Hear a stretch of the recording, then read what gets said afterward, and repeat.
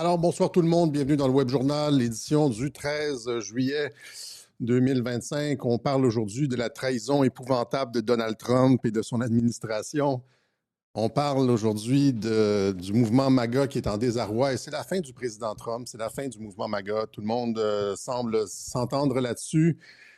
C'est une trahison d'ampleur mondiale, nous dit François. C'est la fin de la réputation de Donald Trump et c'était exactement, évidemment, la même chose lors de la frappe contre l'Iran. Et ça fait 10 ans que c'est la même chose. C'est toujours la fin du président Trump. Et c'est souvent un petit peu plus compliqué que ça. Et donc, on va voir ça aujourd'hui. Euh, Dites-moi, la pression va descendre. C'est quand même un gros web journal parce que là, c'est comme genre, là, tout le monde s'entend. Cette fois-ci, c'est vraiment une trahison. Et donc, c'est la preuve qu'il est contrôlé par les sionistes. Ouais, c'est ça. Ça confirme tous ceux qui savaient que finalement Trump est probablement lui-même dans le dossier Epstein. C'est la seule raison pour laquelle il cacherait ces choses. Et donc, il va falloir éventuellement que Radio-Québec fasse son mea culpa d'avoir arnaqué mes auditeurs depuis toutes ces années. J'ai lu des commentaires comme ça, là. On va faire ça aujourd'hui. On va faire le mea culpa. Sévère. Et donc, mais en fait, vous comprenez un peu la position de Radio-Québec et on va la démontrer dans ce web journal-ci. On va faire ça. Le truc, c'est que, évidemment, pour comprendre ce qui se passe, ça prend beaucoup. C'est pas. Il y a des gens, des fois, qui veulent des explications simples. Qui pensent, c'est les mulots de l'info, comme on dit, ils veulent des explications simples, ils voient ça au... Or, pour comprendre comment Trump opère ici avec Epstein, il faut encore une fois faire ce qu'on fait d'habitude, il faut faire une analyse longitudinale, c'est-à-dire voir comment il a opéré sur des dossiers similaires depuis plusieurs années pour finalement acquérir une certaine conviction intellectuelle sur les méthodes qui sont employées ici. OK? Ce sont encore une fois les mêmes méthodes qu'on va expliquer. Il y a des trucs intéressants aussi, par exemple le fait que des accusations contre John Brennan et James Comey sont tombées cette semaine au département de la justice. Dans le dernier web journal ici de Win on Win, on vous expliquait dans le web journal il y avait une note de la CIA du directeur Radcliffe qui avait mis en accusation, qui avait comme mis en cause Comer et Brennan. Eh bien là, on n'a pas attendu une semaine, pouf, les accusations sont tombées. Et il y a un lien avec tout ça, évidemment, et c'est ce que j'ai expliqué dans un tweet. J'ai dit, j'expliquerai le lien avec Comey-Brennan dimanche, c'est une clé de compréhension. Ben oui, c'est une clé de compréhension. Je vais vendre un peu le punch au début parce qu'on m'accuse souvent d'attendre trop longtemps avant de révéler mes idées, même si c'est faux. Eh bien, donc, c'est cette histoire de collusion avec la Russie qui revient. Hein. Ça fait plusieurs fois depuis la réélection de Donald Trump que cette histoire de collusion avec la Russie revient dans l'actualité. Trump ne lâche pas le morceau. Pourtant, rappelez-vous comment c'était quand John Durham avait déposé son rapport et il n'y avait rien, il n'y avait pas d'accusation dans le rapport. Et là, tout le monde disait, Alexis s'est encore une fois trompé. Alexis, c'est le gars qui a toujours tort, etc. Et je vous disais à ce moment-là, c'est pas du tout clos.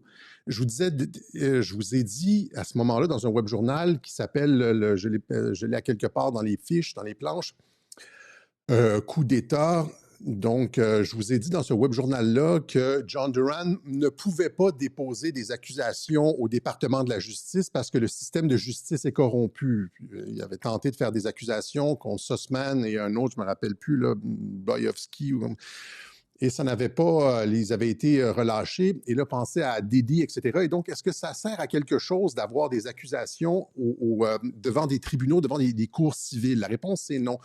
Je vous montre, en fait, on va sauter du coq à l'âne. Je vous montre tout de suite ce que j'expliquais en 2023, il y a 2 ans et demi, lorsque Durham a déposé son rapport et là, tout le monde disait, Alexis, c'est fini cette histoire de collusion. Il n'y aura jamais d'accusation. Et là, qu'est-ce qui se passe 2 ans et demi plus tard? Oh, on a trouvé des nouveaux documents et c'est comme un zombie qui ressort de nulle part. cette histoire de Obama revient à la surface, et donc il y a un parallèle ici à tirer avec Jeffrey Epstein, c'est-à-dire que le FBI, à son niveau, lui, son petit niveau de justice civile du FBI, il peut dire, on n'a pas de documents, il n'y a rien sur Epstein, etc. C'est pas eux autres qui sont en charge de ce genre d'accusation, puisqu'on parle ici de sécurité nationale et on est dans de l'espionnage international, etc. On n'est pas dans les tribunaux civils, là, ici, de corruption, de trahison. C'est US Code 18, treason, etc., avec des alliés internationaux, opérations de chantage. Et donc, c'est pas nécessairement le FBI qui est censé être en charge de ces dossiers-là. Ça serait plutôt les tribunaux militaires, on le sait, military is the only way. Mais ce que je veux dire ici, c'est que il y a un parallèle et c'est pour ça que ça arrive. Moi, je crois que c'est une clé de compréhension. C'est-à-dire, on nous amène Durham cette semaine en même temps qu'on nous dit que Jeffrey Epstein, il n'y a rien sur... Or, c'est le même template, c'est le même modèle qu'avec Durham. Durham dit, il n'y a rien, on ferme l'enquête. Le FBI dit, il n'y a rien, on ferme l'enquête. Sauf que en même temps qu'on dit on ferme l'enquête sur Jeffrey Epstein, eh bien là, tout d'un coup, l'enquête qui était sur le Obamagate de John Durham reprend vie. Et donc, c'est la même chose qui va se passer avec Jeffrey Epstein. Ce n'est pas la fin, ce n'est pas rien. C'est une opération de hameçonnage. Je vais vous montrer le clip de 2023 où est-ce que j'expliquais ce qui se passait avec John Durham. C'est une opération de hameçonnage, en fait. Regardez, donc c'est un peu le principe de tir à la corde, là. C'est-à-dire que non, on n'a rien, plus on tire du côté, c'est du marketing. Plus on tire du côté de non, on n'a rien, plus les autres en veulent. Les démocrates, maintenant, on va aller voir les réactions, les démocrates le demandent, CNN, tout le monde le demande, tout le monde, la planète entière maintenant. C'est plus juste, tu sais, quand ça a commencé, Jeffrey Epstein, c'était juste une histoire de Q. C'était juste sur les réseaux QAnon, les anonymes qui connaissaient ça, ceux qui, les rats du fond du web. Après ça, c'est devenu genre MAGA, c'est devenu beaucoup plus gros, genre MAGA, etc. Là, c'est plus juste MAGA, c'est l'ensemble de la planète, CNN qui le demande, les démocrates. Et c'est ça, c'est une opération d'hameçonnage. Et comme l'affaire Durham, il n'y a rien qui va empêcher que ça revienne à l'actualité parce que c'est ça qui s'est passé avec Durham. Et il n'y a pas d'abandon sur les principes fondamentaux. En tout cas, donc, je reviens à cette idée là, de tir à la corde. Là, c'est qu'est-ce qui se passe quand les deux côtés tirent? Non, il n'y en a pas, il n'y a rien sur Jeffrey Epstein. On ne veut pas le sortir, on ne veut pas le sortir. Là, oui, sortez-le, etc. À partir du moment où quand tu le lâches, tu dis finalement, il le sort. L'autre côté, le camp adverse, s'effondre. Et c'est ça qui se passe. Hein? C'est-à-dire que Trump n'arrête pas de dire « Arrêtez de parler de Jeffrey Epstein, arrêtez de parler de Jeffrey Epstein ». Et là, tout le monde dit « Il est compromis lui-même dedans ». Mais il faut comprendre les méthodes d'hameçonnage. Arrêtez de parler de Jeffrey Epstein, arrêtez de parler de Jeffrey Epstein. Et même en conférence de presse, « vous parlez toujours de Jeffrey Epstein ». Yeah, sure. Hey, Pam, could I just interrupt for 1 second? Are you still talking about Jeffrey Epstein?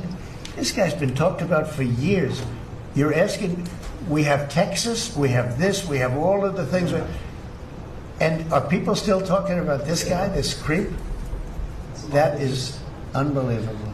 Parler toujours de Jeffrey Epstein. Qu'est-ce que ça fait quand Trump ne veut pas parler et somme ses militants d'arrêter de parler de Jeffrey Epstein? Eh bien, tout le monde recherche, tout le monde veut qu'on sorte les trucs, les démocrates, et tout le monde veut l'algorithme pour la recherche de Jeffrey Epstein, etc., explose, le curseur explose. Je vous montre ce que CNN, le sondage de CNN, l'analyse de CNN sur le... What a massive unforced error by the Trump administration.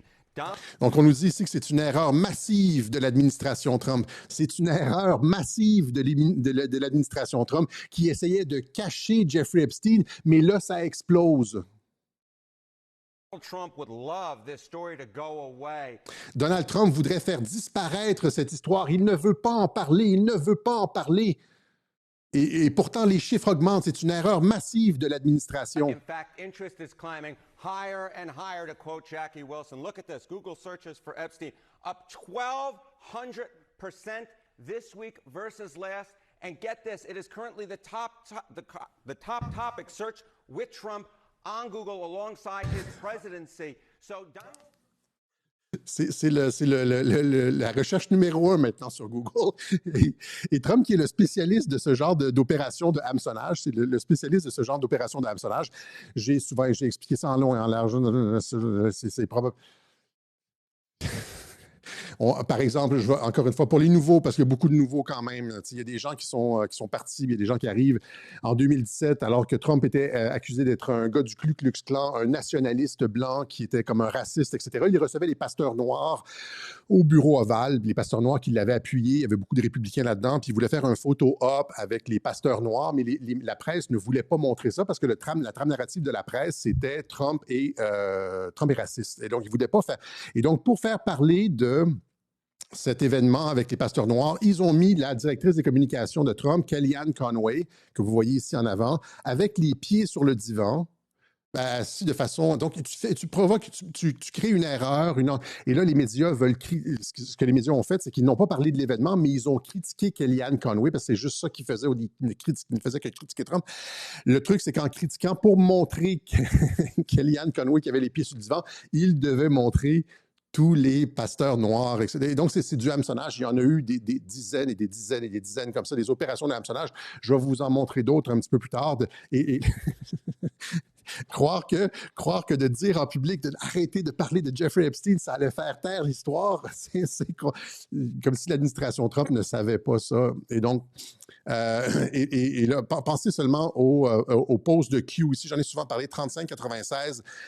What advantage might exist when you know the other side's playbook? Oubliez si c'est Q, si c'est vrai ou non. Là. Faites juste prendre, on s'en calisse de Q, là, c'est qui, c'est quoi. Faites juste prendre l'idée même. Là. Quel avantage un côté peut avoir s'il connaît le plan d'opération du camp adverse? En stratégie militaire, c'est ça. C'est-à-dire, si tu sais que les Allemands vont attaquer à Kursk en 1943, eh bien, parce que tu as décrypté avec la machine là, Enigma, là, tu as décrypté leur communication. Si tu sais qu'ils vont attaquer à Kursk, qu'ils vont faire la plus grosse bataille de tanks de l'histoire, mais tu places tout ton anti-tank à Kursk. Quel avantage peut-on avoir? N'importe quoi, si tu sais qu'un ennemi va frapper à tel endroit, tu peux lui tendre un piège. Quel avantage peut avoir un côté si tu connais la façon dont le manuel d'opération du camp adverse? Quel avantage? Et Trump ne fait que ça. Il connaît le manuel d'opération du camp adverse. Il sait que s'il dit arrêtez de parler de Jeffrey Epstein, tout le monde va en parler 10 fois plus. Il a fait la même chose avec Mark Carney. Il s'est arrangé, j'ai tout expliqué ça, une opération d'hameçonnage. Il s'est arrangé pour faire favoriser l'élection de Mark Carney en disant je veux faire du Canada le 51e État, etc., etc. Et là, il y a eu cette espèce de ressac nationaliste. Ça a fait dérailler Poilièvre, et puis bon, on a tout expliqué ça. Il savait, il a réussi à faire élire son candidat en jouant les médias canadiens, en jouant sur le nationalisme ou la réaction des médias canadiens. On a tout expliqué ça. Il ne fait que ça, des opérations d'hameçonnage. De ce que vous voyez, c'est une opération d'hameçonnage. Et c'est pas parce que le FBI dit, je résume tout ça, c'est pas parce que le FBI dit qu'ils n'ont pas de dossier, ils n'ont rien. Ils ont probablement rien. C'est possible que ce que le FBI a, ça a été complètement, c'est rien de particulier, que tout a été transféré. En fait, ce que je pense, c'est que ça a été transféré à l'intelligence militaire pour des tribunaux militaires, etc. Parce que c'est pas possible d'avoir de la justice, une justice civile aux États-Unis. OK? On prend juste comme, encore une fois, l'exemple de John Durham. L'avocat de la campagne, quand John Durham enquêtait sur la collusion avec la Russie, le piège de l'administration Obama, la haute trahison de l'administration Obama, à l'encontre du président Trump, il a déposé 2 accusations. Un contre Michael Sussman et l'autre contre Igor Danchenko. Voilà, c'est ça le nom. Et l'avocat de la campagne de Clinton, qui était clairement coupable, qui avait lui-même organisé ça, son nom était partout, c'est lui qui avait fait les transactions, il savait, etc. Michael Sussman acquitté d'avoir menti au FBI, alors Durham avait tous les documents, il avait menti, etc. Mais le jury a décidé qu'il avait, parce que c'est facile de contrôler un jury. Il y a plein de films où on explique exactement comment on peut contrôler un jury, etc. Et puis même chose avec Danchenko. Ce que l'acquittement de Igor Danchenko nous apprend à nous apprendre et ce que cela signifie pour John Durham, la source principale du dossier Trump-Russie est acquittée, infligeant au procureur spécial Durham une nouvelle défaite au procès. Il ne peut pas y avoir, rappelez-vous, bon, même chose avec Diddy, il ne peut pas avoir de de résultats réels dans les cours civils. Et donc, c'est pas important que le FBI, que le DOJ, le département de la justice, n'ait rien. C'est pas là que ça se situe. C'est une histoire de sécurité nationale. Autant c'est une histoire de haute trahison.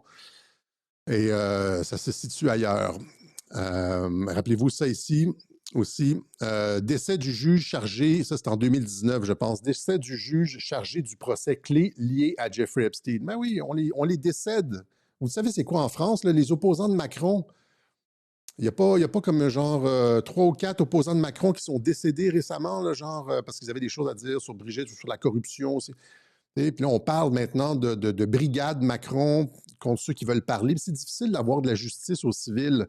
Et Trump n'a pas arrêté de nous montrer, justement, rappelez-vous la campagne l'année dernière, en 2024, de cette politisation du département de la justice, le fait le système à 2 vitesses, etc., etc. Et donc, ça fait longtemps qu'on le dit, on le dit à Radio-Québec, les cours civils, les tribunaux civils, c'est inutile d'y aller. C'est inutile d'y aller.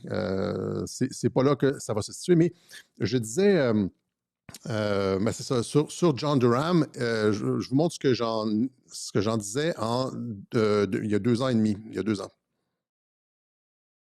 On va prendre la déception des gens, sauf que est-ce que c'était pas... Encore une fois, rester sur le logiciel du raisonnement. Est-ce que c'était possible, Elliot Ness, John Durham, le Elliot Ness moderne, est-ce que c'était possible, est-ce que c'était utile, est-ce que ça allait servir à quelque chose, finalement, qu'il dépose des accusations au ministère de la Justice? Ça aurait servi à rien. Est-ce que Barack Obama aurait pu, au ministère de la Justice, contre Barack Obama, Joe Biden, les gens qui ont commis, et ils utilisent les mots de la trahison et de la sédition, doivent être tenus responsables. Hein, crime of the century, etc. Le message que Trump envoie ici, avec les Rosenberg et tout ça, crime of the century, je pense que rien n'est encore joué. Et je ne pense pas que Trump va reculer. Rien n'est encore joué. Je ne pense pas que Trump va reculer parce immédiatement après la clôture du dossier du RAM, Trump est revenu. C'est ce que j'explique dans ce web journal-là. Ne désespérez pas, puisque après le dépôt du rapport du RAM, Trump a retweeté trahison et a retweeté le crime du siècle, crime of the century. On va voir ça plus tard, à quoi ça fait référence. Crime of the century, ça fait référence à la trahison, les Rosenberg, etc. C'est l'ancien directeur du FBI, Edgar J. Hoover, qui avait qualifié la trahison des Rosenberg, qui avait vendu les secrets nucléaires à la Russie. Il avait appelé ça crime of the century. Et il y avait, c'est ça. Et donc Trump, qui avait son ami Roy Cohn, qui était avec McCarthy, qui enquêtait sur les Rosenberg, qui a amené à leur condamnation et leur peine de mort et leur exécution. L'ami de Trump, Cohn, donc c'est l'affiliation avec Trump. Trump retweet Crime of the Century. Trump vient de ces années-là. Là. Trump était un jeune homme dans ces années-là, dans les années 60, etc. Et donc, Durham ferme son rapport et Trump, Crime of the Century, Treason, etc. Et là, je vous ai dit, il ne va pas lâcher le morceau, etc., etc. Qu'est-ce qui se passe 2 ans et demi plus tard? L'enquête sur le Obamagate rouvre. Et donc, c'est la même chose. Il ne faut pas désespérer sur Jeffrey Epstein.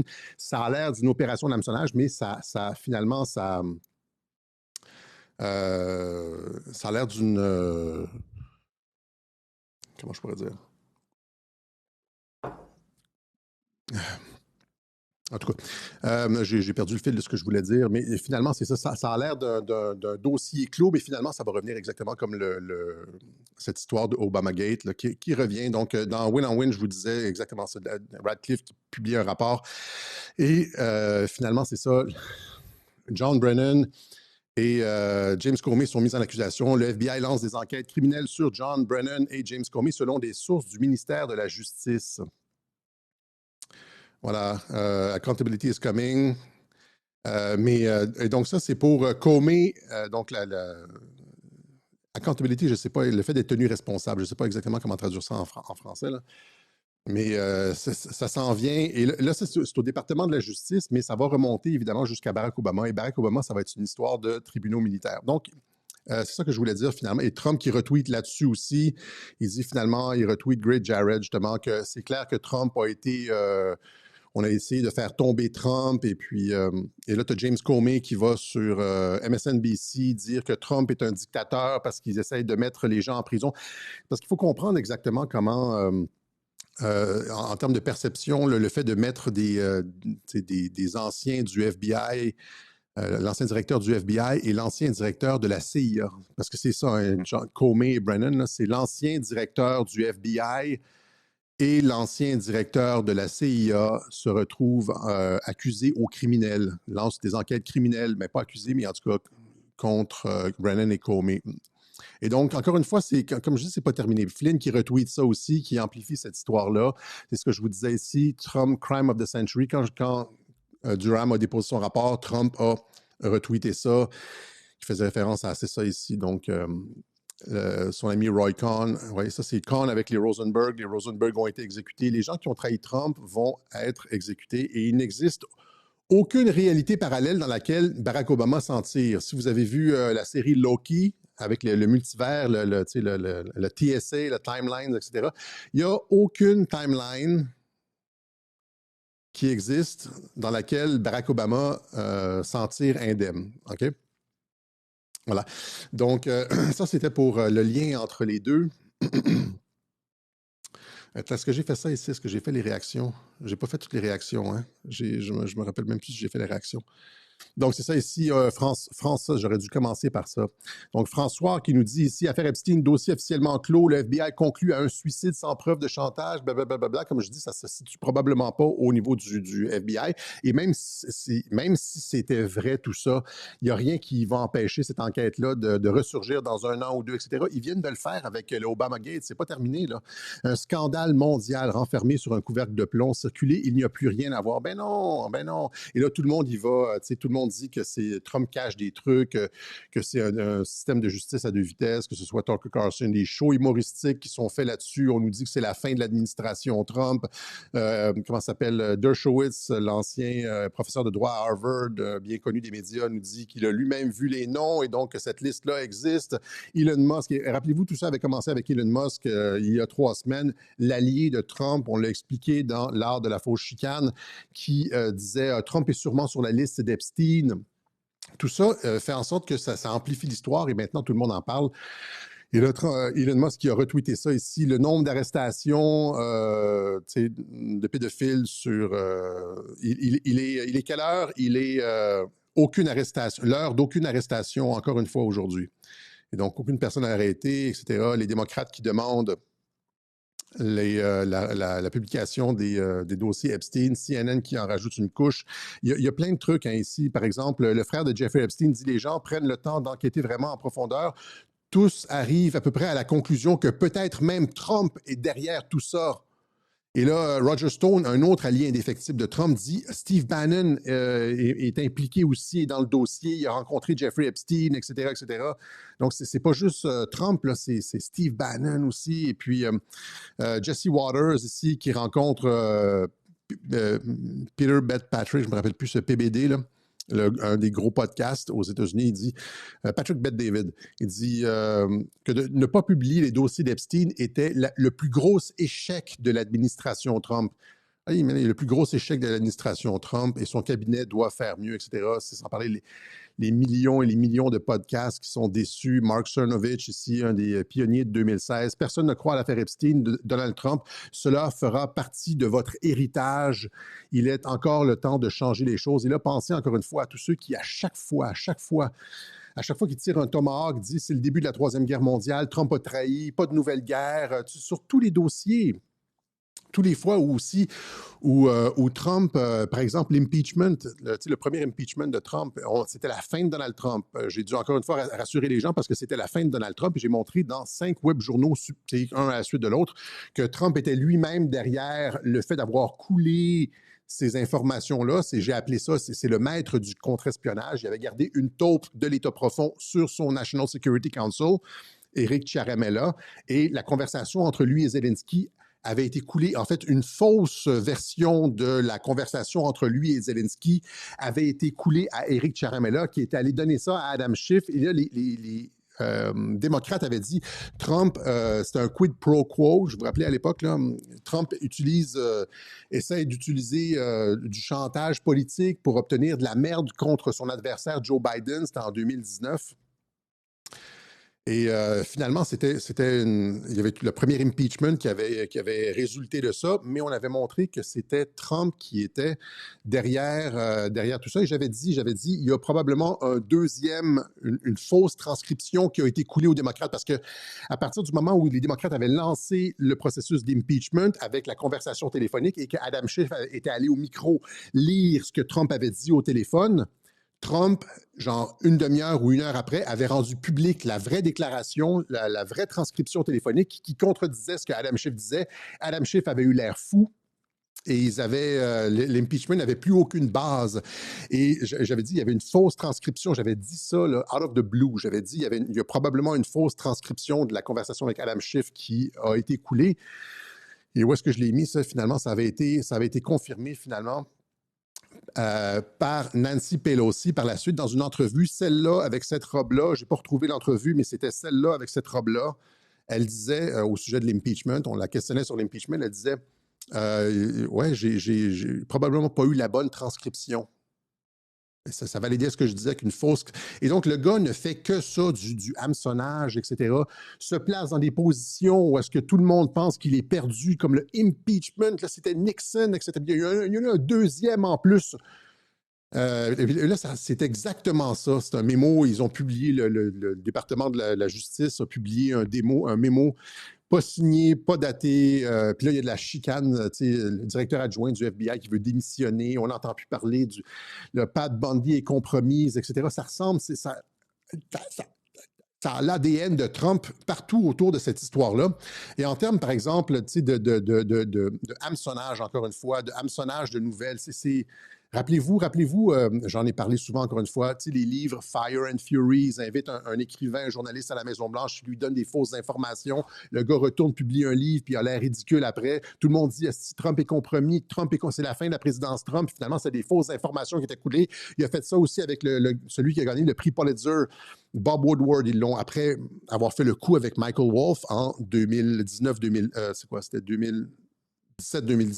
Ils ont recommencé en 2019 avec Bob Woodward. Ils invitent un journaliste prestigieux, Pulitzer, à la Maison-Blanche. Ils lui fournissent plein de fausses informations que Trump a trahi, Trump est ci, Trump est de trahison, blablabla. Finalement, il va sur les talk shows parler de son livre et on lui demande c'est quoi tes sources, puis il y a juste une personne qui m'a dit qu'une personne disait que.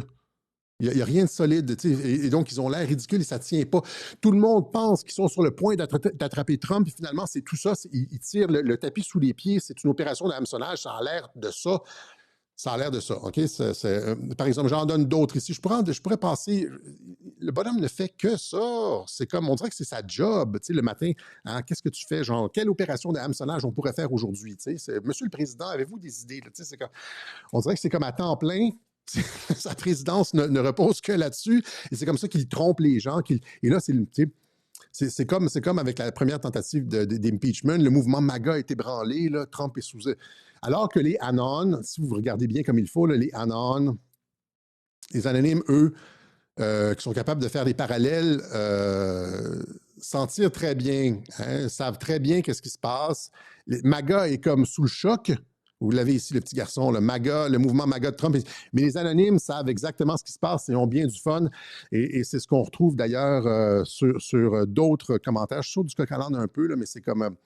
Hein, donc ici, Brian Cates, qui n'était pas Q au début, là, qui n'était pas comme un anonyme au début, mais qui a finalement compris un certain nombre de choses. Je dois admettre que je suis vraiment choqué. On pourrait penser qu'après près de 10 ans, une plus grande partie de la base aurait dépassé ce genre de manipulation et de propagande de masse, mais ils ne le sont pas. Je dois sans cesse me rappeler que seulement 20% environ de la base de Trump sont des anonymes soldats numériques. Les autres sont des types normies, c'est des normies.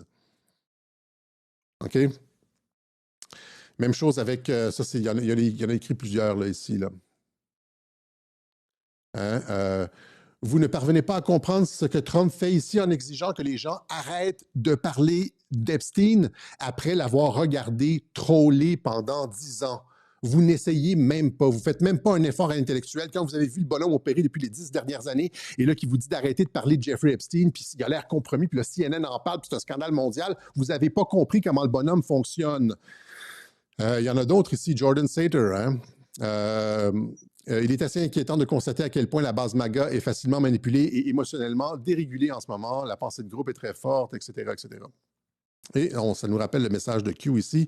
Paul, le post 3414, seulement les anonymes comprennent réellement qu'est-ce qui est en train de se passer. Mais là, j'étais en train de vous expliquer d'autres opérations d'hameçonnage. Je saute du coq à l'âne. Rappelez-vous cette histoire des taxes de Donald Trump de 2016 et en 2020.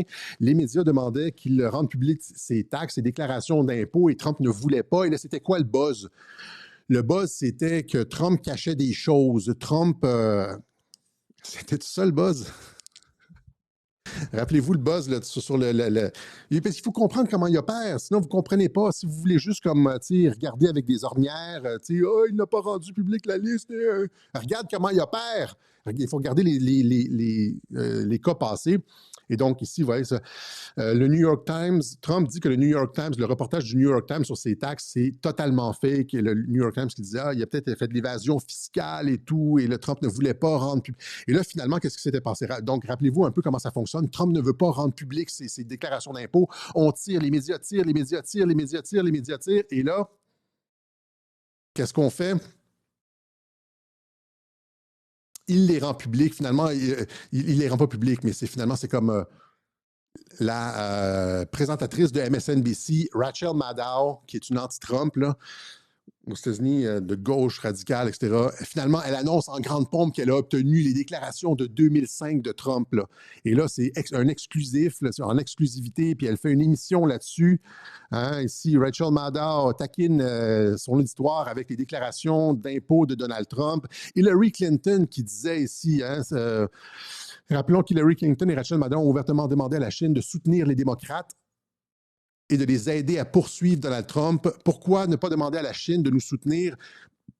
La Chine, si vous nous écoutez, pourquoi ne consultez-vous pas les déclarations d'impôts de Trump? Il faut encore une fois se rappeler, hein, je suis sûr que nos médias vous récompenseraient massivement. Il faut encore une fois se remettre à l'époque à quel point il y avait cette espèce de bras de fer pour les déclarations d'impôts de Donald Trump. Je me rappelle, moi, au gym où est-ce que je vais, quand je suis revenu au gym, là, il y a eu une discussion avec le propriétaire du gym c'est parce que j'étais une personnalité controversée, puis il y avait des gens qui n'étaient pas trop intéressés à m'avoir là.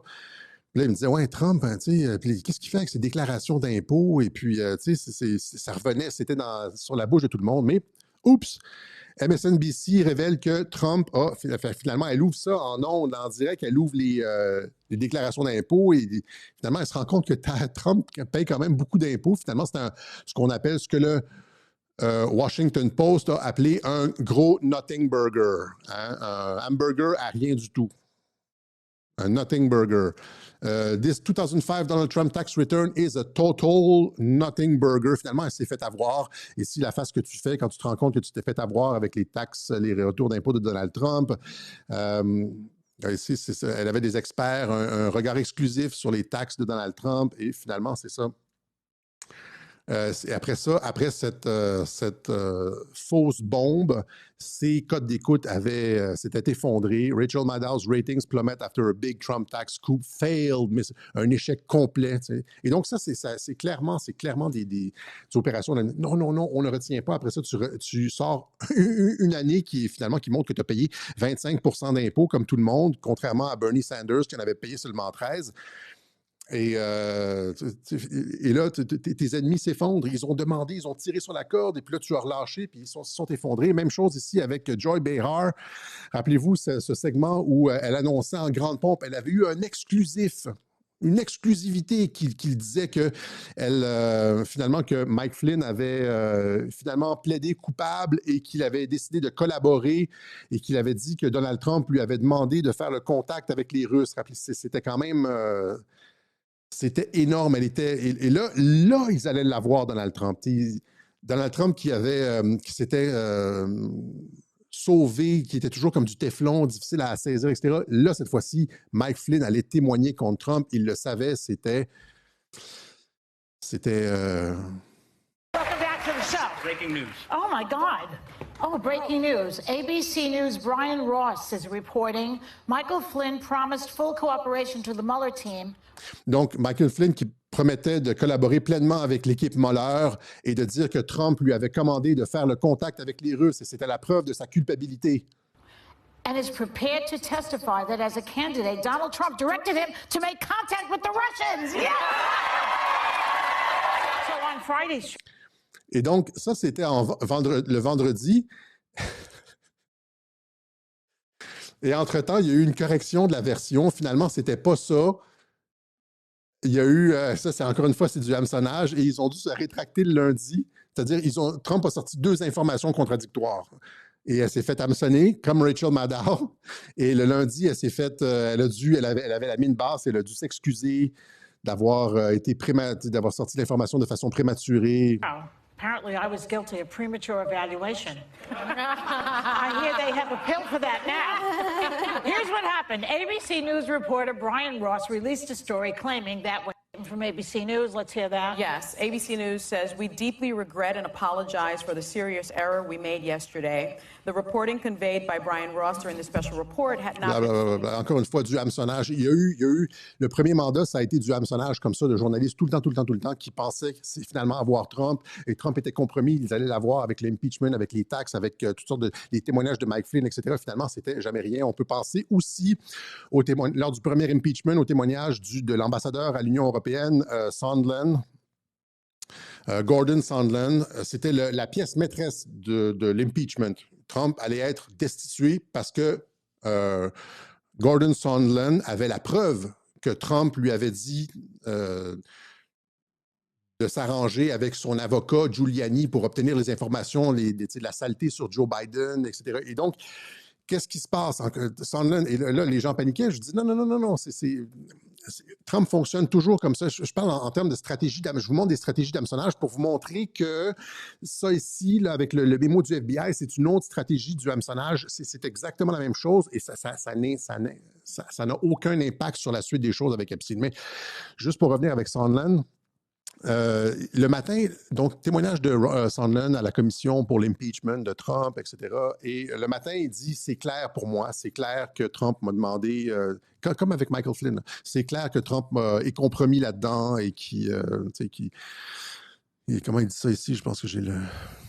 Il dit un donnant-donnant clair impliquant la réunion à la Maison-Blanche des classes Sondland. Il y a eu une réunion et là, c'était clair que Trump parlait de donnant-donnant, c'est-à-dire, c'est ce qu'il s'appelait le quid pro quo à l'époque. Ça, c'est son témoignage le matin. Donc, son témoignage le matin est totalement incriminant sur Trump. Il dit, Trump ci, Trump ça. Il y a, là, les journaux commencent à publier des choses, ça commence à sortir. Moi, je regardais ça, puis j'étais comme, Là, finalement, c'est encore une fois la même chose. C'est, mais en après-midi, il revient pour son témoignage en après-midi et c'est le contraire. Le prétendu donnant-donnant lié à l'aide militaire était mon hypothèse personnelle. Donc, rien de solide. Oui, donc, encore une fois, c'est du hameçonnage. Interrogé par le chef du renseignement, Adam Schiff, Sondland a déclaré que c'était sa présomption personnelle basée sur les faits de l'époque. Hein? Et donc, en après-midi, il a censé adoucir son propos lors des questions posées par l'avocat du Parti démocrate en déclarant qu'un échange de bons procédés liés à l'aide était ma propre hypothèse. Finalement, c'est plus rien. Et donc, c'est ça. Okay? Donc, stratégie. Donc, vous êtes en train de me dire que le maître du hameçonnage et des croquants en jambes aux médias et tout ça, pour faire parler, comme rappelez-vous, Kellyanne Conway, quand il dit « ne parlez pas de l'affaire Epstein », vous êtes en train de me dire qu'il ne veut vraiment pas parler de l'affaire Epstein, c'est ça? C'est sans fin. Ce que je pourrais montrer, c'est sans fin. Donc, tout le monde a vu qu'est-ce qui se passait, évidemment. Ça ressemble à ça ici. Les MAGA qui capotent, les anonymes qui sirotent leur café. Et finalement, même Tom Hardy a vu que c'était... Même Tom Hardy, Mad Max, a vu que c'était du hameçonnage. Et voilà. Et donc, c'est essentiellement ça. Ça, c'est pour... je pense que on pourrait aller comme loin, là, mais je pense qu'on, ça... Obamagate, est-ce que j'ai quelque chose sur le Obamagate? Ouais. Donc, ça aussi, ça revient. Des enquêtes sont enclenchées malgré l'enterrement du rapport Durham. Et là, ici, Trump qui retweet finalement, je pense que c'est ce matin, où il dit « Que se passe-t-il avec mes gars? » Premièrement, c'est un truth ou un tweet sur X, sur Truth Social, qui n'a aucun sens. Et ça m'a fait penser au genre d'échange à la lettre que Kim Jong-un avait envoyée à Mike Pence contre Trump. Dans les fausses chicanes, il y a souvent ce genre de communication qui ne sont pas claires, qui n'ont aucun sens. Tu regardes ça. Il y a même quelqu'un sur X qui a dit, il me critiquait, il dit, de toute façon, Alexis, le tweet de Trump ce matin n'a absolument aucun sens. Je pense que c'était hier. N'a absolument aucun sens. Oui, tu as bien vu, c'est juste que tu ne comprends pas le sens de ça, mais le tweet n'a aucun sens. Il dit, donc, que se passe-t-il avec mes gars, my boys et ma fille? Tout le monde s'en prend à la procureure générale Pam Bondi, qui fait un boulot fantastique. Et là, il dit, ici c'est traduit par le discours du monde entier, mais il dit, le monde entier parle de ça. C'est comme la une de François, c'est-à-dire, c'est un scandale mondial. Et là, vous comprenez, on est passé des anonymes. C'est comme ça que tu fais ça, couler l'information, que tu sensibilises les gens. Q, au début, nous a sensibilisés sur Epstein. Personne ne connaissait ça. Après ça, il y a eu d'autres canaux. Et puis là, maintenant, on est rendu à l'étape mondiale. À l'étape mondiale. Et donc, le monde entier en parle, mais des égoïstes tentent de lui nuire, tente de nuire à l'administration Trump. Tout cela à cause d'un homme qui ne meurt jamais. Et là, sur le « qui ne meurt jamais », beaucoup de personnes disent que ça veut dire qu'il n'est pas mort, qui ne meurt jamais. C'est encore une fois, ça ne veut rien dire. Liz Crokin, qui est une spécialiste des réseaux pédocriminels, que vous voyez ici avec Donald Trump, le dit d'ailleurs ce matin dans son tweet « Je suis presque sûr que le président Trump vient de confirmer que Jeffrey Epstein n'est pas mort et que les dossiers Epstein ont été écrits par Barack Obama, etc. » Donc, Epstein qui n'est pas mort, elle rejoint Megyn Kelly, qui disait la même chose. J'ai montré le clip là, fin 2024. Elle disait Jeffrey Epstein n'est pas mort.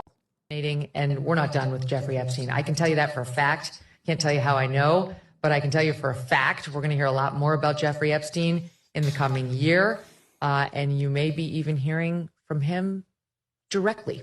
More on that as I'm along. Vous allez entendre parler de Jeffrey Epstein directement de sa propre bouche. Ça, c'est une journaliste qui a eu des informations, pour être aussi certaine que ça, qui a eu des informations et qui n'a pas intérêt à détruire sa réputation. C'est une journaliste vedette de Fox News. Après ça, elle est allée, je ne me rappelle plus sur quel autre... c'est une journaliste vedette aux États-Unis. C'est comme... c'est quoi, là? Quelle journaliste vedette vous avez? La petite Lapix, là? I don't think so. Mais...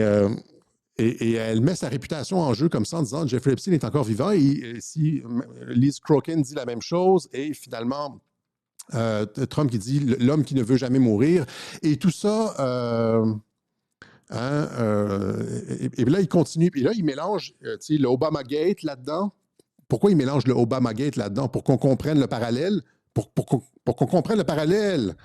Et regardez ça. Donc, il dit pourquoi donnons-nous de la publicité aux dossiers rédigés par Obama, Hillary, la corrompue, Comey, Brennan et les ratés et les criminels de l'administration Biden qui ont duper le monde avec le canular de la Russie, Russia, puis ça revient dans l'actualité, là. Vous voyez, c'est ça, là, aujourd'hui, là.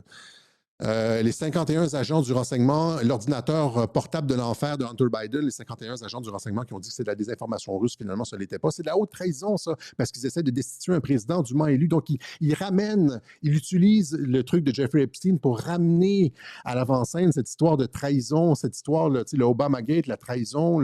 Ça a toujours été à propos de ça, l'administration Trump. Hein? Donc, ils ont créé les dossiers Epstein, comme ils ont créé le faux dossier Hillary, Christopher Steele, etc., qu'ils utilisent. Et là, maintenant, mes soi-disant amis font leur jeu. C'est comme s'ils critiquaient finalement sa base.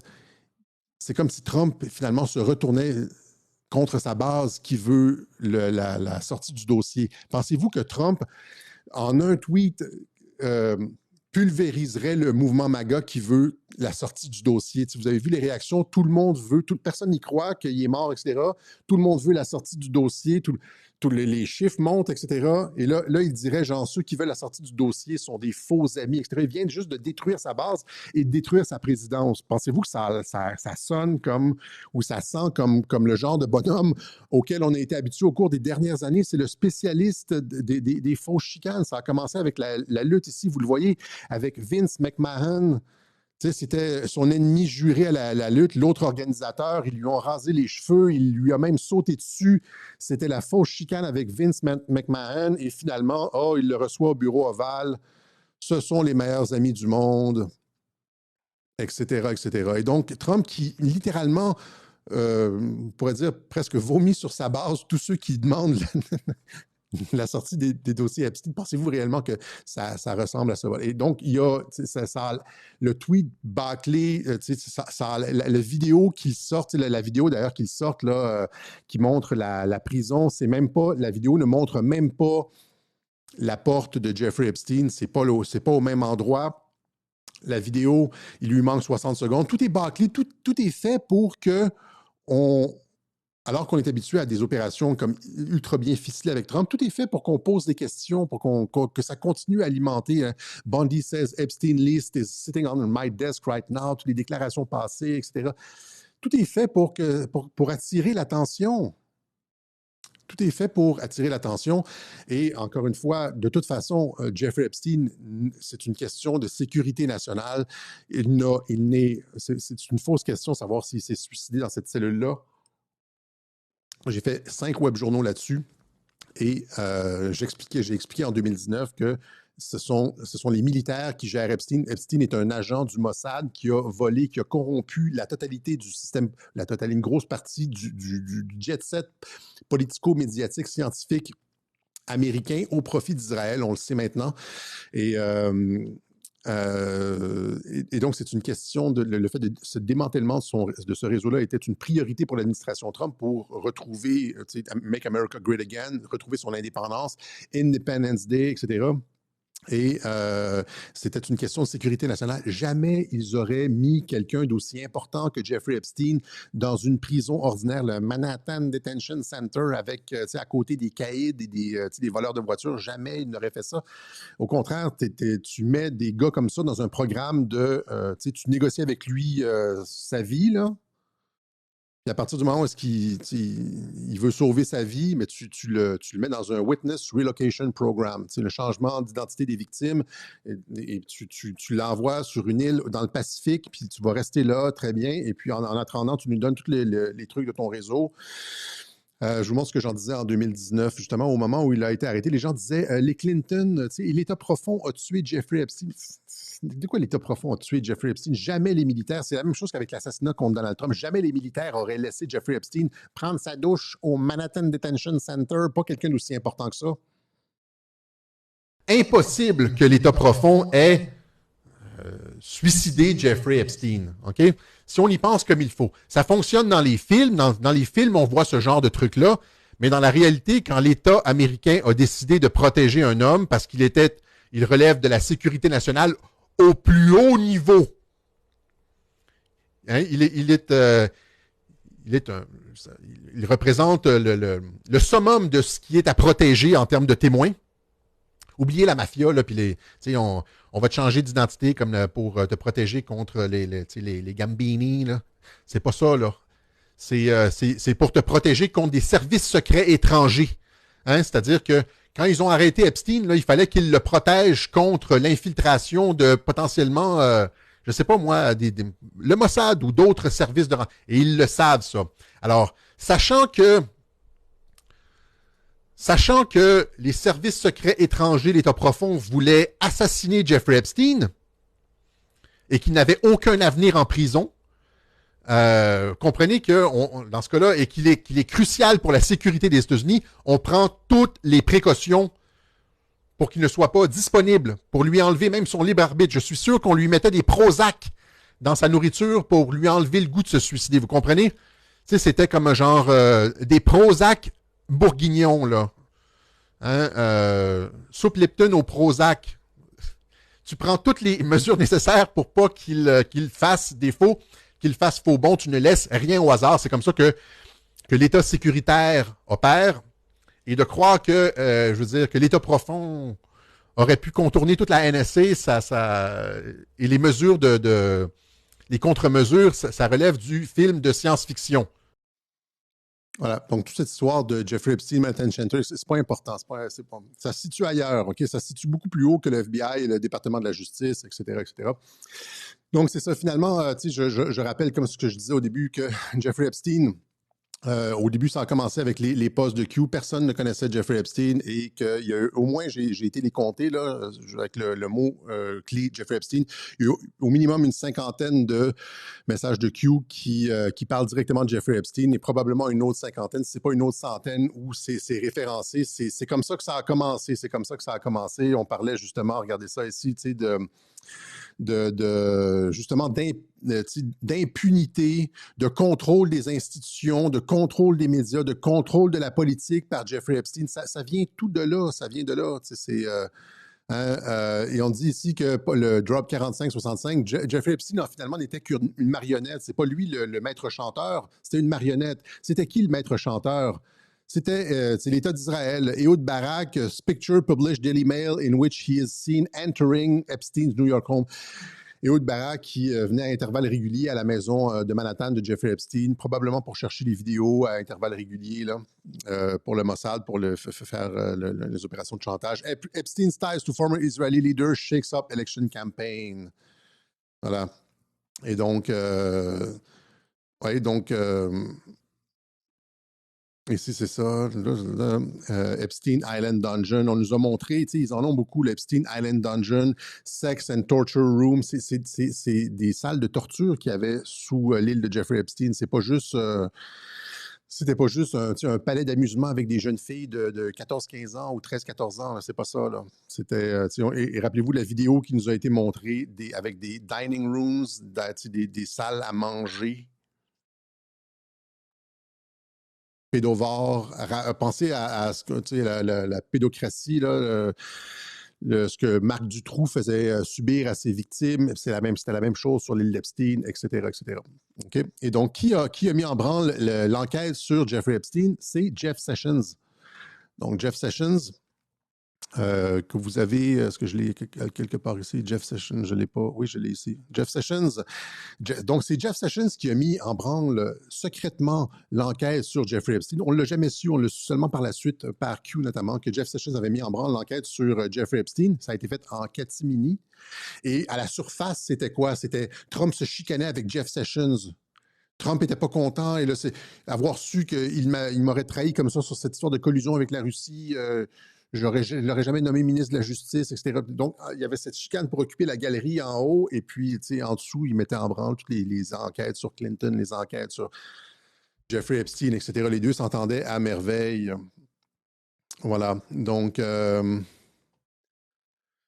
et là, de penser que c'est différent avec Pam Bondi, c'était la même chose avec Bill Barr qui a mis en branle, qui a mis en place Durham, qui a lui-même arrêté Jeffrey Epstein, etc. Le ministre de la Justice est généralement une personne en qui Trump a entièrement confiance. OK? Et donc, les pauvres Cattell, Kash Patel et Bongino, tout le monde, comme Mike Pence, Pam Bondi, comme Mike Pence, a accepté de jouer le rôle de la méchante là-dedans, de celle qui ne veut pas, celle qui cache des choses, etc. Mais finalement, c'est convenu d'avance avec Trump. Voilà. Et ce que ça produit, donc, vision synoptique et le timing intéressant avec la sortie des accusations dans le cadre de la collusion avec la Russie contre le directeur du FBI et de la CIA. Et cui bono, finalement, c'est encore une fois, c'est l'administration Trump qui y gagne, puisque on est passé d'une connaissance de moins de 1% de la population qui connaissait Jeffrey Epstein, et là, le monde entier en parle, tout le monde en rit, tout le monde, 100% de la planète en parle, là, présentement. C'était le gros scoop mondial. Et donc, ça s'est fait par coup, ça, par vague, vous comprenez? Alors que Trump disait, n'en parlez pas. N'en parlez pas. OK, voilà. Ça fonctionne seulement, le truc de le FBI n'a rien et Trump a des choses à cacher, ça fonctionne seulement dans la tête des imbéciles, OK? Disons ça crûment comme ça, là. OK? Et donc, mais parce que c'est ça, c'est impossible d'obtenir justice aux civils. C'est à peu près ce qu'on avait pour vous aujourd'hui. Il y a aussi ça ici, un Trump nommé pour le prix Nobel de la paix par Benjamin Netanyahou. Là, les gens disent, j'ai passé la nouvelle, et là, les gens disent, Alexis, tu sais, c'était négatif. Les gens disaient, un boucher, ça ne vaut rien, blablabla. Vous n'avez pas compris le sens de ça. Ben, je ne veux pas dire que vous n'avez pas compris, mais il faut regarder un petit peu plus loin que juste... Là, ça fait 2. Hein, c'est-à-dire, il y a le premier ministre du Pakistan qui a nommé Trump. Là, c'est Netanyahou, ça fait 2. Ça va faire 3 éventuellement. Imaginez quand il va avoir... on pourrait presque imaginer que le Hamas va comme nommer Trump pour le prix Nobel rendu là. Mais c'est que... Qu'est-ce que ça veut dire? On n'est pas content que ce soit Netanyahou qui le fasse avec ce qu'il a fait à Gaza. J'ai déjà expliqué ce que je pensais de Gaza. C'est un conflit compliqué puisque tu as des militaires qui se cachent parmi les civils, exactement comme les Ukrainiens faisaient en Ukraine. Les Ukrainiens cachaient leurs obusiers dans les édifices résidentiels, sur les toits des édifices résidentiels, etc. J'ai tout expliqué ça. Les gens n'aiment pas ça quand je parle de ça, mais c'est comme la réalité de la guerre. Il faut penser comme un militaire. Et qu'est-ce que ça faisait quand les Ukrainiens cachaient leurs obusiers dans des édifices résidentiels ou leurs lance-roquettes dans des supermarchés? Eh bien, ça n'empêchait pas la Russie de tirer. La Russie tirait sur des marchés et puis il y avait des morts civiles. Tirait sur des édifices résidentiels, il y avait des morts civiles. À partir du moment où est-ce qu'un combattant choisit d'utiliser des infrastructures civiles comme c'est ça, le camp adverse, il n'y a aucune armée au monde qui va se retenir. Mais ça ne veut pas dire que Netanyahou n'est pas un boucher, c'est juste qu'il faut bien comprendre la nature de ce conflit-là, qui est un conflit sale.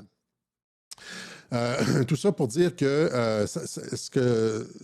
je ne veux pas refaire ça, je sais que les gens réagissent fortement à chaque fois, je pourrais aller encore plus loin, mais bon. Tout ça s'inscrit. Ce que ça veut dire finalement, ce qu'on doit voir de ça, c'est que la paix est à l'horizon pour l'ensemble du Moyen-Orient. Rappelez-vous, Trump, le discours de Riyad, où il annonçait que le Moyen-Orient s'en allait vers la paix, la fin de la guerre, etc. Trump, Riyad speech. Et cette annonce par Netanyahou, ça va dans ce sens-là. Donc, faut regarder, il faut avoir encore une fois la vision d'ensemble. Il y a un cessez-le-feu qui est sur le point d'être signé avec le Hamas. Je ne sais pas si c'est entré en... Le Hamas, j'ai pas fait de recherche là-dessus, mais on était sur le point d'un cessez-le-feu avec le Hamas. Juste les tensions, la fin des tensions, Iran, Arabie Saoudite, le sunnite chiite, cette détente générale de la région, Netanyahou qui va rencontrer le président syrien, Syrian and Israeli official expected to meet in Azerbaijan. Donc, on s'en va vers une... et là, Netanyahou, oui, on est pris avec Netanyahou, probablement parce que c'est celui qui est le plus facile à contrôler pour faire advenir ce que Trump veut pour le Moyen-Orient.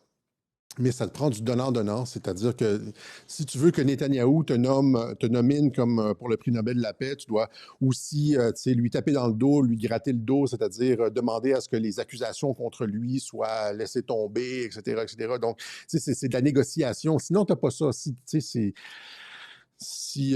tu veux juste critiquer Netanyahou, si Trump était sur la ligne de certains des résistants, ben, il n'y en aurait pas de paix au Moyen-Orient. Si tu voulais juste condamner Netanyahou, si Trump était sur une ligne de condamnation de Netanyahou du début jusqu'à la fin, ben, Netanyahou laisserait tomber Trump, puis il ferait ce qu'il veut, puis il n'y aurait pas de paix au Moyen-Orient. Puis, il faut toujours mettre de l'eau dans son vin. Je sais que c'est se pincer le nez, etc. Trump, c'est un négociateur et c'est ça qu'il fait. Mais je veux juste terminer en disant que cette nomination de Netanyahou, Trump pour le prix Nobel de la paix, ce qu'ils ont dit aussi dans le discours, là, s'ils ont dit qu'on s'en allait vers la paix, Netanyahou a pratiquement reconnu un État palestinien, sauf pour la sécurité. C'est-à-dire, d'après ce qu'il dit, si je lis à quelque part le clip, là, il dit qu'il faut avoir des garanties pour notre sécurité. Il va probablement y avoir quelque chose comme un État palestinien qui va finalement être créé, reconnu par Netanyahou, là, ça... parce que ce que les gens font pas souvent, c'est qu'ils disent, ils parlent des Palestiniens. Le Hamas, c'est quelque chose, puis les Palestiniens là, en Cisjordanie, c'est autre chose.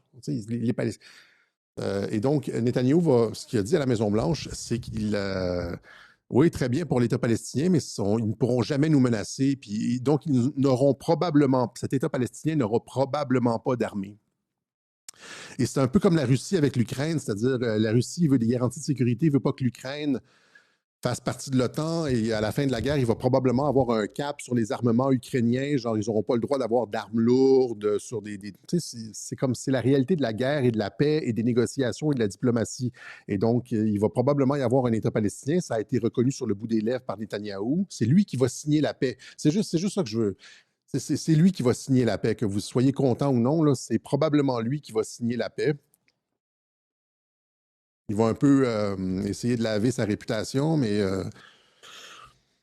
c'est lui qui va signer la paix. Et cette paix-là, avec Mahmoud Abbas, impliquera probablement l'absence d'une armée palestinienne. C'est ça. Voilà. Et tout ça s'inscrit dans le cadre d'une normalisation générale de la région, la fin des tensions, la fin du conflit avec l'Iran, la fin avec la Syrie, ça va bien avec l'Égypte et tout ça, l'Arabie saoudite sur le bord de la normalisation, nanana. Je comprends pas les pessimistes, en tout cas. C'est juste... les gens réfléchissent avec émotion souvent, et c'est ça qui fausse un peu le jugement.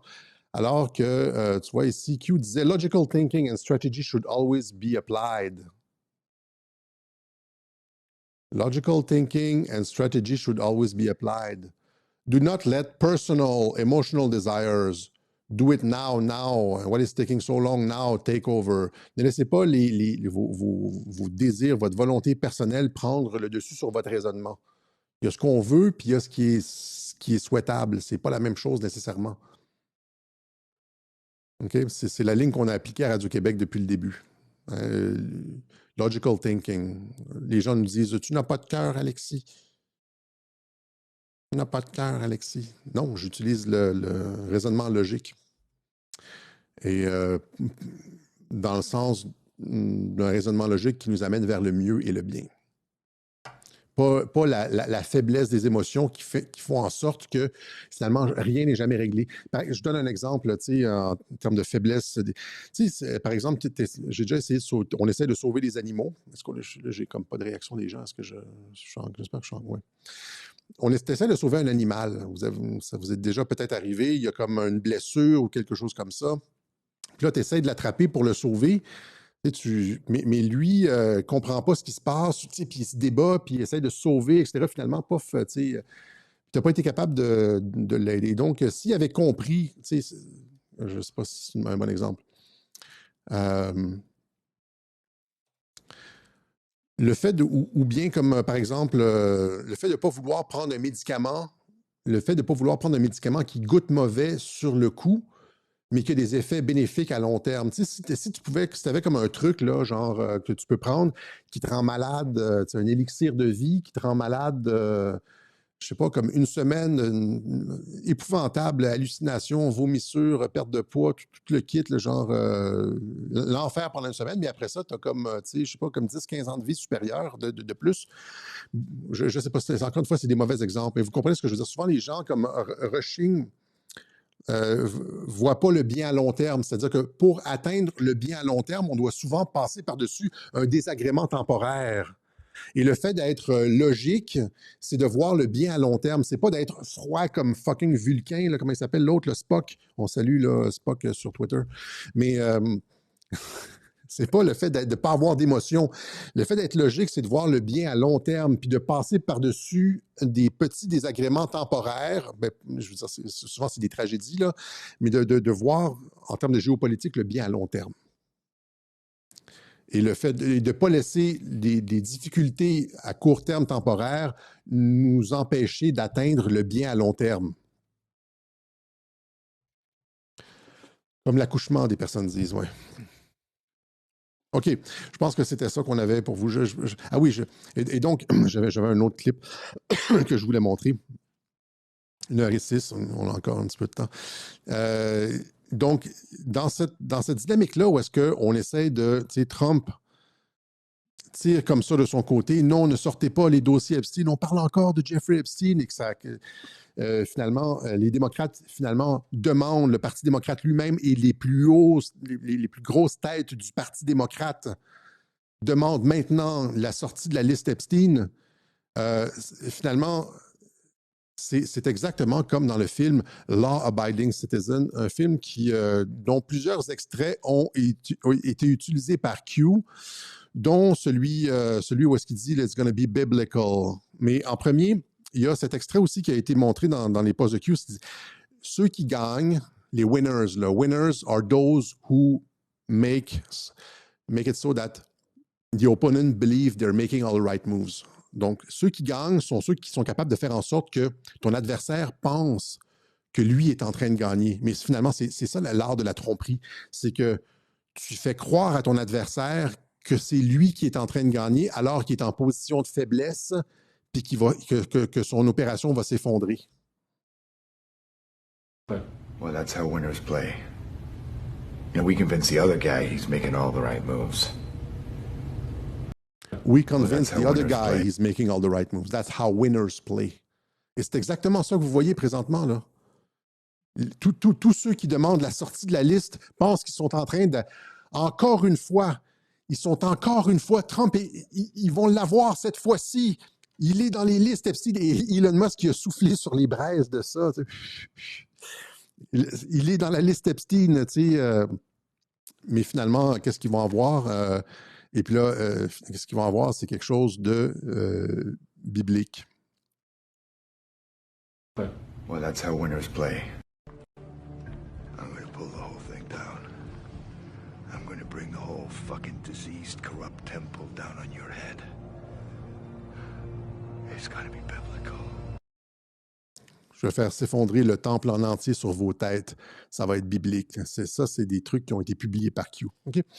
Donc, calmez-vous. On ne pourra pas faire en sorte que certaines personnes comprennent ce qui se passe. Le logiciel, s'ils sont sur le logiciel Magog, tu sais, Trump, les arrestations. On a expliqué pourquoi c'était pas possible dans les tribunaux habituels et comment Trump opère, etc. Et donc, c'est pas parce que l'enquête a été essentiellement fermée maintenant sur Jeffrey Epstein qu'elle ne peut pas apparaître dans 1 mois, 6 mois, 1 an, 2 ans. Ils l'ont fait avec la collusion avec la Russie, Trump. Et là, cette histoire de collusion, juste terminer là-dessus, cette histoire de collusion avec la Russie qui ressort de nulle part. Pensez sincèrement, si Trump voulait enterrer ça, ça serait déjà fini. Durham a fermé le dossier, on n'en parle plus, puis là, on peut s'occuper de l'économie et puis passer aux choses sérieuses, la diplomatie mondiale, on va faire la paix. C'était une vieille histoire. Pourquoi il ramène ça? Pourquoi il a tweeté juste après le dépôt du rapport Durham? Treason, crime of the century, le crime du siècle, etc. Son ami, c'est Roy Cohn. Il n'y a pas de pitié avec Roy Cohn. C'est la peine de mort. Vous ne comprenez pas que c'est pourquoi quel intérêt à raviver ça alors que c'était terminé? Ce n'est pas terminé. C'est ça que les gens ne comprennent pas. C'est que c'est du faire semblant. Et qu'on s'en va vers un moment biblique, comme dit Gérard Butler là-dedans. Voilà ce qu'on avait pour vous aujourd'hui. Arrêtons de déblatérer. Ah oui, c'est Trump, Comey, Brennan, justement, on l'a questionné justement sur Comey et Brennan. Il dit, je ne sais rien de ça, je n'ai pas vu les documents. President Trump, James Comey and John Brennan, now under criminal investigation related to the Trump-Russia probe. Do you want to see these two guys behind bars?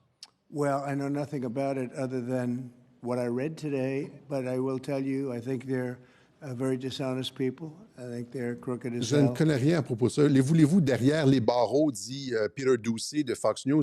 Ben oui, les vœux derrière les barreaux, puisqu'il a retweeté ça à des dizaines de reprises. Ça, c'était en 2018. Now that Russian collusion is proven lie, when do the trials for treason begin? Avec justement ceux qui sont sous enquête, là, présentement. Comey, Brennan, etc. Obama et tout ça. Il a retweeté ça, encore une fois, je ne me rappelle pas, il y a comme 1 an ou 2. Voilà. OK, donc je pense que, voilà, il sait très bien que c'est quoi la culpabilité de Brennan et Comey, etc. Mais là, il dit, je ne sais pas. On va, parce qu'il veut prendre ses distances avec sa ministre de la Justice. C'est ça qu'il a fait avec Jeff Sessions, c'est ça qu'il a fait avec William Barr, c'est ça qu'il fait avec Pam Bondi maintenant. Elle est compromise, et puis, tu sais, mais il dit dans son tweet qu'elle est quand même fantastique, mais il ne sait pas qu'est-ce qui se passe avec ça. Voilà. OK.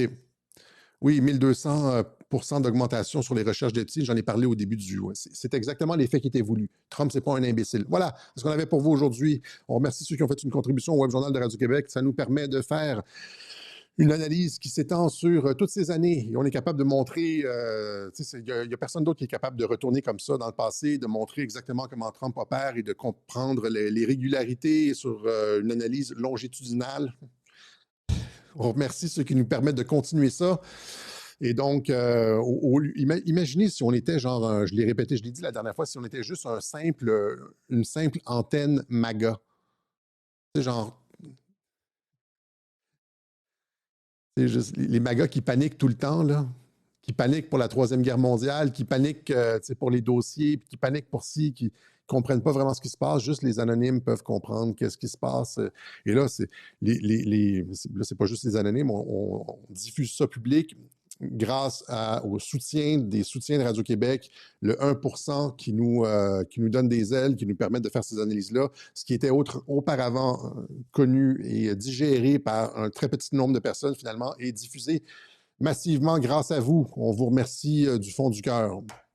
Et c'est ça. Donc, pensez-y. Si chacun son tour, hein, il y a des gens qui font ça comme une fois par année, une fois aux 2 ans, etc. Si vous avez aimé ce que vous avez entendu, si Radio-Québec change des choses pour vous, si elle vous permet de comprendre le monde dans lequel vous vivez, si vous pensez qu'on est dans une guerre de 5e génération et que ça prend des organes et des antennes comme Radio-Québec dans une guerre de 5e génération, bien, appuyez-nous. Il y a différentes façons de le faire.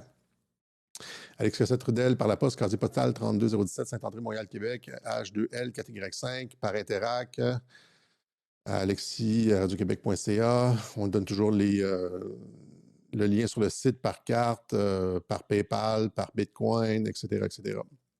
On m'a envoyé ça ici, Journée mondiale de la dignité des victimes de la traite d'êtres humains. C'est le mercredi 30 juillet à 18h, Les Canons, rue de l'Hôtel de Ville à Genève. Donc, trafic d'êtres humains, particulièrement femmes et enfants, exploitation sexuelle, gangrène, le silence, trafic d'êtres humains. Les hommes, ça ne compte pas, c'est surtout femmes et enfants.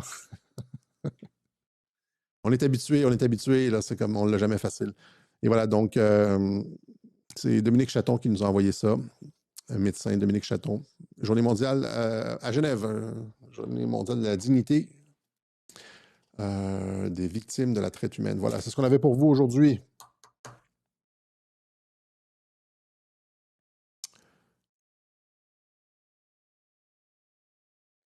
Je ne pense pas que j'ai besoin qu'on fasse un résumé du web journal, là. Mais prenez le rapport Durham comme c'est pour ça que je pense qu'il y a une question de timing. C'est pour ça que le rapport Durham sort cette semaine, puisqu'on est capable de faire des liens. Pourquoi Durham, les accusations civiles de Durham n'ont absolument rien donné. Je disais à l'époque que ça prenait des accusations devant des tribunaux militaires, etc. Et donc, parce que les tribunaux sont phagocytés, vous l'avez vu avec Diddy, vous l'avez vu avec Durham, etc. Dès que ça monte un peu, on est capable de faire chanter les jurés, etc. Et donc, ça prend des tribunaux militaires. Éventuellement, ça va arriver. Il faut être patient, on n'a pas le choix. Mais tout ça donne les indications claires qu'il s'agit d'une opération d'hameçonnage comme toutes les autres. Un masterclass en hameçonnage. Un scandale mondial. C'est un hameçonnage de niveau mondial. Allez, salut la gang.